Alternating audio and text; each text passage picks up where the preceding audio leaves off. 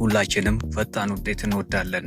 በአንድ ቀን ዩቲዩባችን 1000 ሰብስክራይብ እንዲያገኝ፣ በአንድ ቀን የጀመርነውን ቢዝነስ ሚሊዮኖች እንዲያተርፍ እንመኛለን። ግን እውነታው ይሄ ነው። ስኬት በአንድ ጀንበር አይመጣም። ዛሬ 16 እይታ ብቻ ስላገኘ ተስፋ ቆርጠሃል። 600,000 ብር አውጥተህ የጀመርከውን ቢዝነስ ገና ስላልተንቀሳቀሰ ጨንቀዋል። ዛሬ የጆን ሲ ማክስዌል ሁለተኛውን እጅግ ወሳኙን ህግ፣ የሂደት ህግ እናያለን። ይህ ህግ ለምን መታገስ እንዳለብህ፣ እንዴት በየቀኑ ማደግ ታላቅ መሆን እንደምትችል ያሳያል። ሁላችንም ፈጣን ውጤት እንወዳለን። በአንድ ቀን ዩቲዩባችን 1000 ሰብስክራይብ እንዲያገኝ፣ በአንድ ቀን የጀመርነውን ቢዝነስ ሚሊዮኖች እንዲያተርፍ እንመኛለን። ግን እውነታው ይሄ ነው። ስኬት በአንድ ጀንበር አይመጣም። ዛሬ 16 እይታ ብቻ ስላገኘ ተስፋ ቆርጠሃል። 600,000 ብር አውጥተህ የጀመርከውን ቢዝነስ ገና ስላልተንቀሳቀሰ ጨንቀዋል። ዛሬ የጆን ሲ ማክስዌል ሁለተኛውን እጅግ ወሳኙን ህግ፣ የሂደት ህግ እናያለን። ይህ ህግ ለምን መታገስ እንዳለብህ፣ እንዴት በየቀኑ ማደግ ታላቅ መሆን እንደምትችል ያሳያል። የጆን ሲ አንደኛ ህግ። ጆን ሲ ማክስዌል እንዲህ ይላል፣ መሪነት፣ ስኬት በየቀኑ የሚገነቡ እንጂ በአንድ ቀን የሚመጡ አይደሉም። ይህ ማለት ምን ማለት ነው? ለምሳሌ አንድ ሰው ዛሬ ጂም ስለገባ ብቻ ነገ ጡንቻ አያወጣም።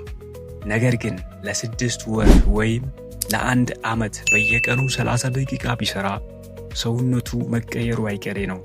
ስኬት የትናንሽ ተከታታይነት ያላቸውን ስራዎች ድምር ውጤት ነው። ዛሬ የምታነባት አንድ ገጽ መጽሐፍ፣ ዛሬ የምትሰራት አንዲት ቪዲዮ ነገ ለሚመጣው ትልቅ ስኬት መሰረት ናት። እስቲ ወደ ንግዱ ስራው እንመለስ። አንድ የሸቀጣሸቀጥ ሱቅን ለመክፈት 6 ወር ሙሉ ስትዘጋጅ፣ ያ ሂደት በራሱ ትልቅ ትምህርት ነው። ዕቃ ከየት እንደሚመጣ ማጥናትህ፣ ደንበኞች እንዴት መያዝ እንዳለብህ ማሰብህ፣ ይህ ሁሉ ሂደት ነው። ብዙ ሰዎች ሂደቱን መታገስ ስላልቻሉ ብቻ ስኬት ደጃፍ ላይ ሲደርሱ ይመለሳሉ። አንተ ግን የ6 ወር ዝግጅትን እንደ መማሪያ ተጠቀምበት። ዛሬ የምታልፈው ለነገው ትልቅ ትርፍ ነው። ሰዎች የሚሸነፉት ሂደቱ ስለሚንቁት ነው። ዩቲዩብ ላይ 10 ቪዲዮ ለቀው እይታ ካላገኙ አይሰራም ብለው ያቆማሉ።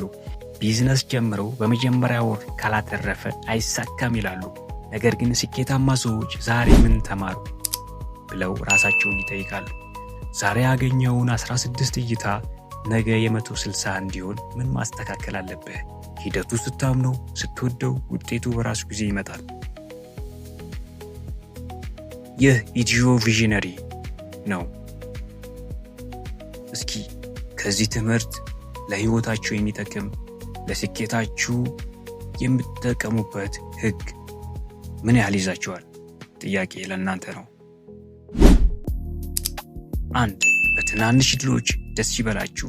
ዛሬ 1 ሰብስክራይበር ካገኘህ ያ ስኬት ነው። 2. በየቀኑ ራስን አሳድግ። በቀን 20 ደቂቃ ስለ ራስህ የሚረዱ ቪዲዮዎችን እይ ወይም መጽሐፍን አንብብ።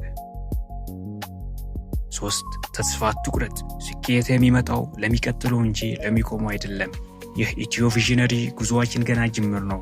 በሚቀጥለው ቪዲዮ ሌላኛው አስደናቂ የመሪነት ጊዜን እንመጣለን። ቪዲዮውን ለጓደኞች ሼር አድርጉ። ሰብስክራይብ ማድረጋችሁን አትርሱ። ሂደቱን ውደዱት።